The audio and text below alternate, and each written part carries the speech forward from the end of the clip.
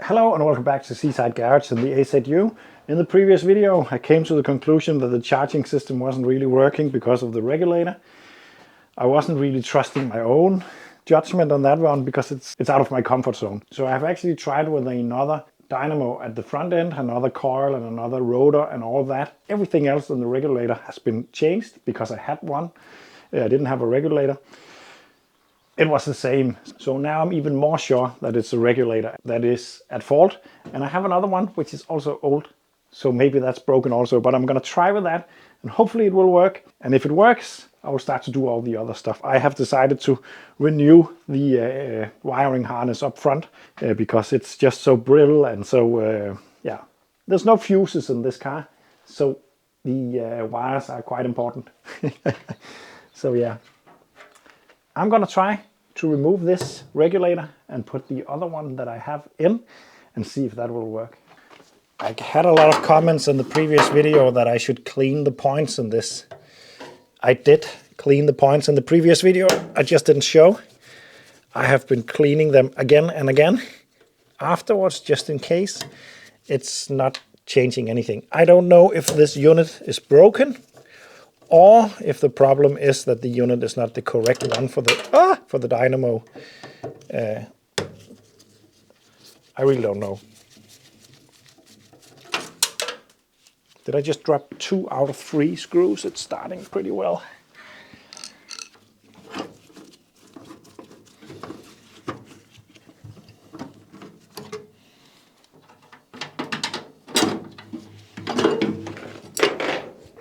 So this is the new used unit. I've cleaned up the terminals, but other than that, it's rusty and crusty.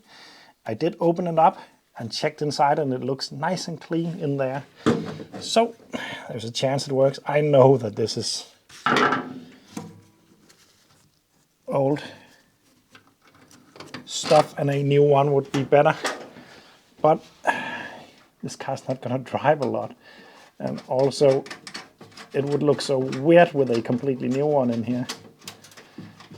So even if we have to change it for a new one, I think I would put this one on just for the look. I mean the cap. But let's see. The most important thing is that it works.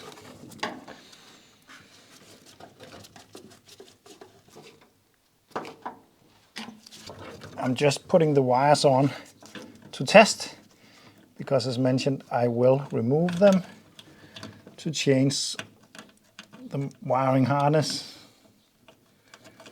Well, actually not the one going to the dynamo, but all the rest of it. So just as in the previous video, I'm gonna connect my multimeter to measure.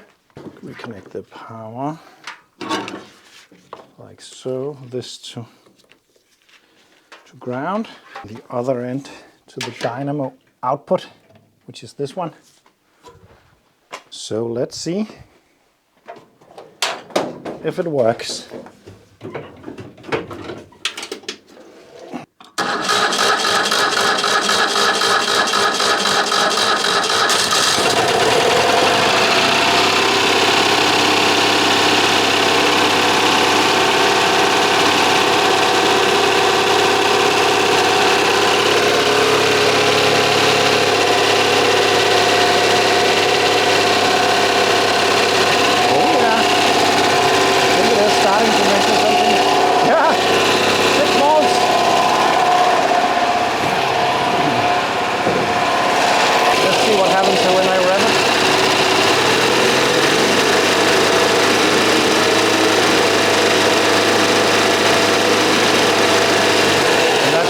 From the regulator, by the way, let's remove the positive and put it on the battery to see if it charges and not overcharges the battery.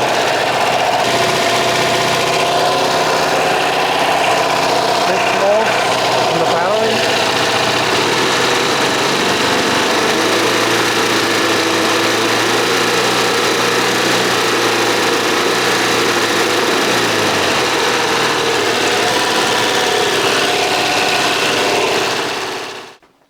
Seems to be charging but not leading it onto the battery.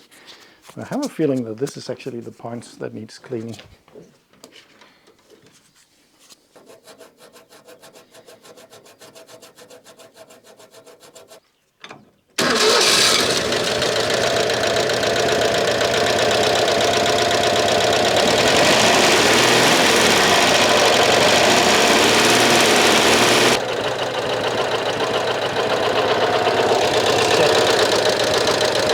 Battery side once again. 6 volts. Now let our rivet. Oh yeah, charging. Now let's go. And just to show you real time, the relay kicking in, the regulator kicking in.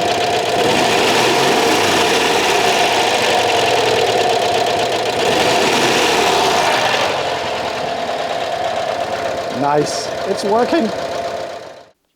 Nice. Nice, nice. It's working. It's doing exactly what it's meant to do. At first I could see it producing electricity, but it wouldn't really transfer the electricity from the regulator to the battery. After cleaning the points between the regulator and the battery pretty much, it is now charging and leading the charge to the battery and not overcharging. And it will let go when the charging is below that, so it won't deplete the battery when the car is not used. That's nice. At last. Oh, that's nice to finally have fixed that. That was another major one on this project. But now it's time to do something about the wiring harness, which is normally a frightening thing. But this is the wiring harness. It goes up there. There's not a lot of wires. The reason why I want to change it is because much of it is like this, wrapped in plastic, completely unisolated underneath. No fuses in this system also. So it is a bit scary to just have the battery connected, to be honest.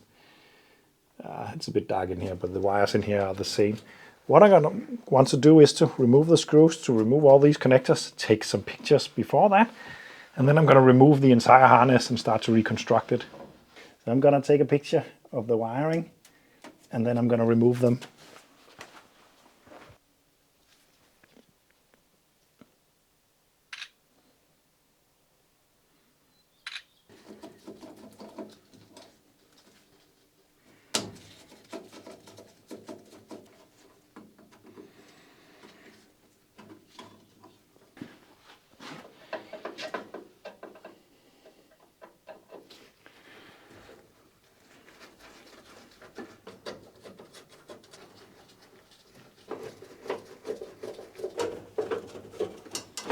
To really get that out of the way, I need to remove the battery tray. And even though the wiring harness is incredibly simple, I'm gonna take pictures every time I remove a wire, because I do know myself well enough to know that I will be very confused at one point if I don't do that.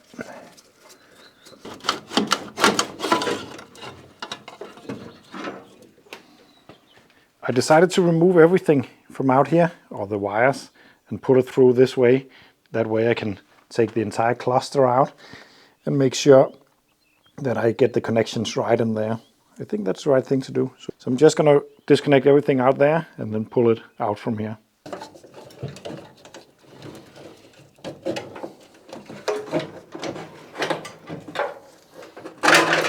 It's out.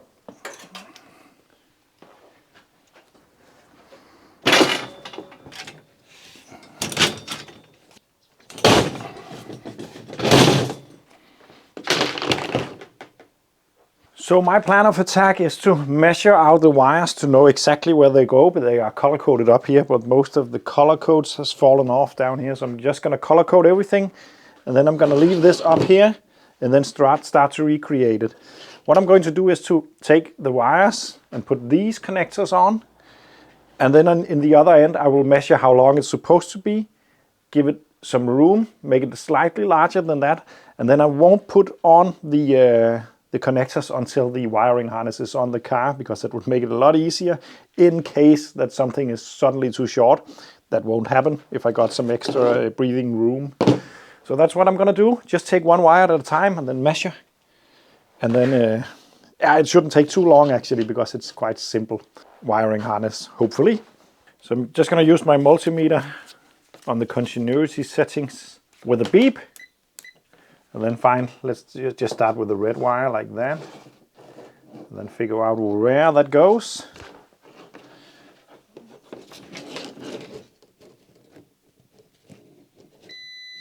So yeah, I found that right here.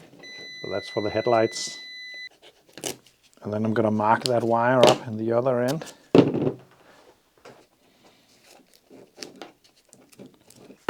And then just trace the wire down the harness.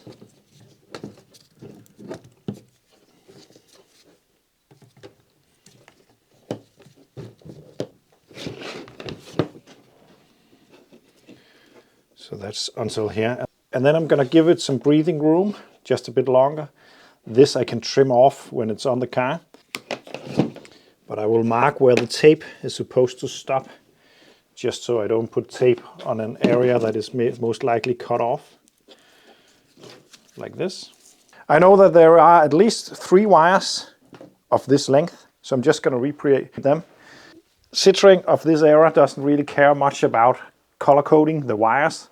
The wires are color coded on the edges or at the ends on the connectors, but not the wires. I'm just going to use black, maybe red, because I don't know if I have enough of the black wire. I think the gloves are coming off for this one. This should be pretty clean work.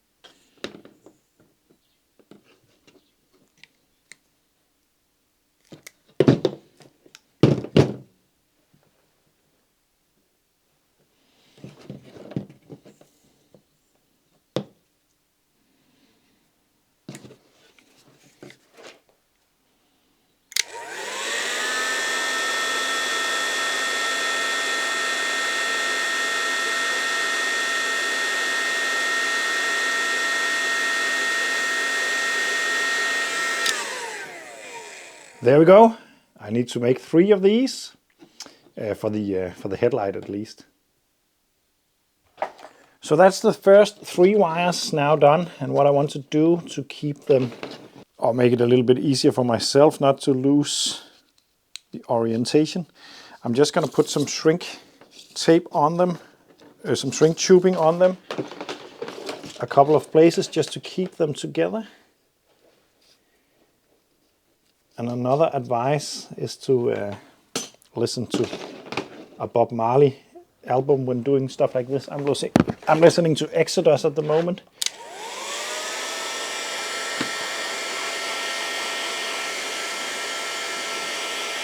Because you have to keep your brain a little bit relaxed when doing stuff like that. I have at least. But I'm just going to put this shrink tube on it. And then I got the headlight wiring sorted. And then I can proceed to the next one in the stock, which is the horn.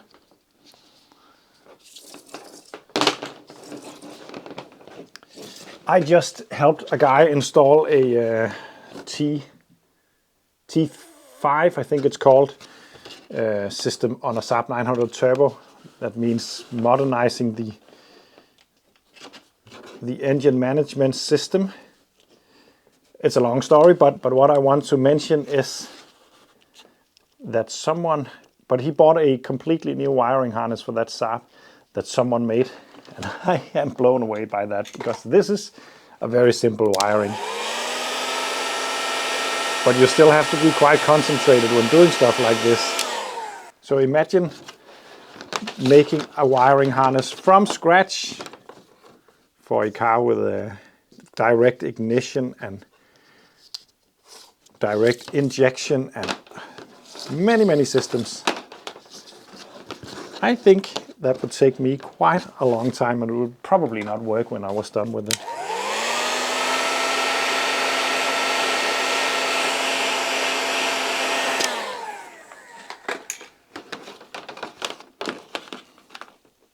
You might look at this and wonder why the wiring is so thick. This is because it's 6-volt system. It needs to be a thicker wire than normal because of current or amperage, or yeah, I don't know. It just has to be.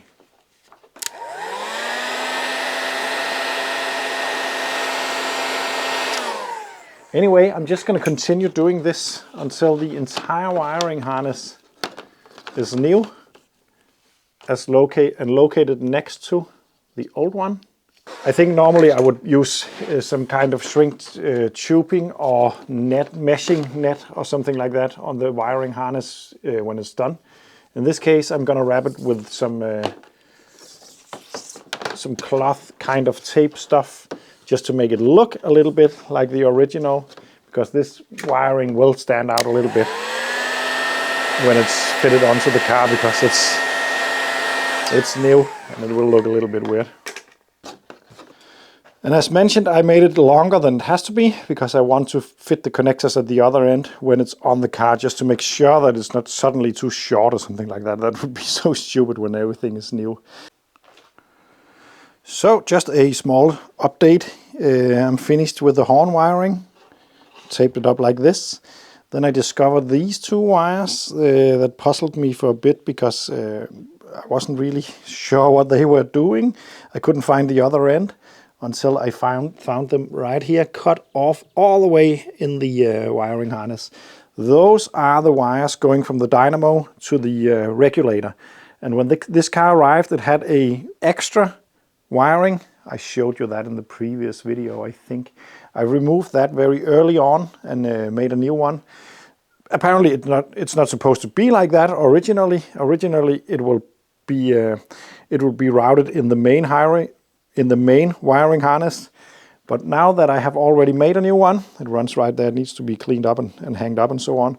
I'm just going to keep it that way and then tape that wiring together with the other one once it's on the car. That will make it easier to replace if something goes wrong. And I also like the idea of not having the dynamo power output wire inside of that. It might just be me being a little bit overcautious, but I'm going to slightly modify the wiring harness from original, but I will not modify it from the state that this car arrived here in, because that is the way it was done at some point, probably because the wiring was toasted for some reason. So yeah, I'm just gonna continue.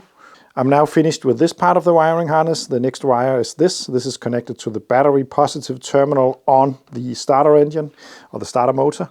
And now I'm trying to trace that. I found that it goes into this connection right here, and of course into the ignition barrel, which is this one, and then leads the power onto this when it's on. It's not currently on.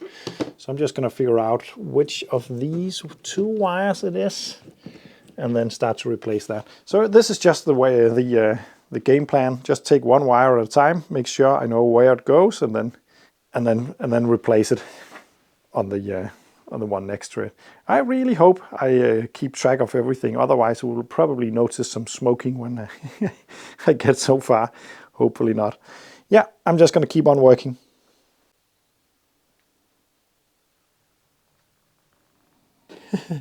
And the black wire is the red wire, and the black more wires. And don't worry, not insane just yet, but I'm really happy that this wiring harness is not more complicated than this.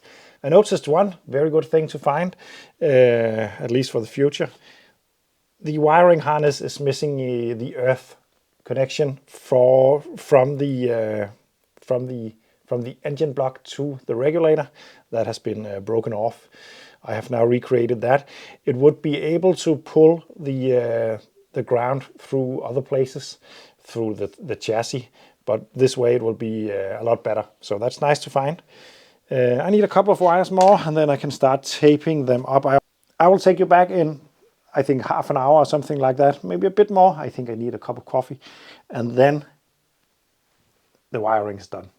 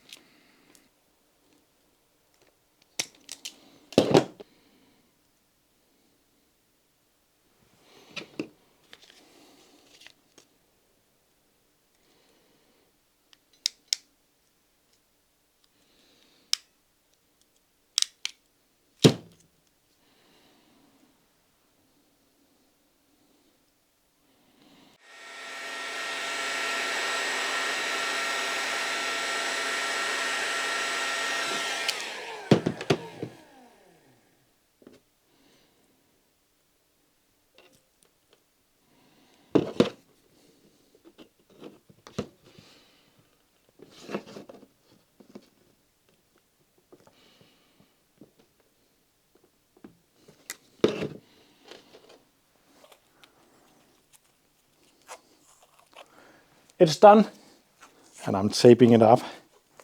Still need to fit a couple of connectors at the front end of the harness, but I will do that on the car. I also still need to do some minor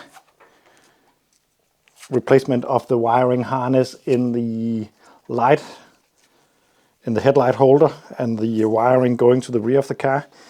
But this is the main wiring harness, and it's so nice to have done. I really was trying to avoid this job, but the more I looked at the wires, the more it came. The more I realized that it would create a lot of issues and potentially fires with the old wiring, which is not nice. And still there is no fuses in this system either. I am tempted to maybe put in an inline fuse somewhere, but on the other hand, yeah, it was not there before, so yeah. I also haven't found any blinker relays, so I guess that the indicators will not blink, and I think it needs to in Denmark, so I think I will have to do something about that. But anyway, this is the main harness. I even recreated the parking light system that is mandatory in France, but not in Denmark. So now the wires are there, and I just like to recreate everything that was in there. But some of them I might not use. But anyway, I'm gonna wrap this video up now, and this was a great piece of progress, especially making the charge system work. It really was bugging me. I've spent quite a lot of time on that. Now I can start to actually make the rest of the electrical system work. And I know that I don't have to remove the engine again to do more work on the Dynamo and so on. So that's really nice. So thank you for watching. Don't forget you can support me on Patreon. That's a big help. Or you could go to my merch shop and buy some t-shirts or something, a cap or something else. That is also a big help. This is it. The wiring is done, and I can proceed to fit this to the instrument cluster and fit it back into the car and start to wire up the headlights. And I have to fit some indicators, lamps on the front, and some lights on the back also, actually. So there's a lot of work still, but that will be in the next AZU video. Thank you for watching, and see you in the next one.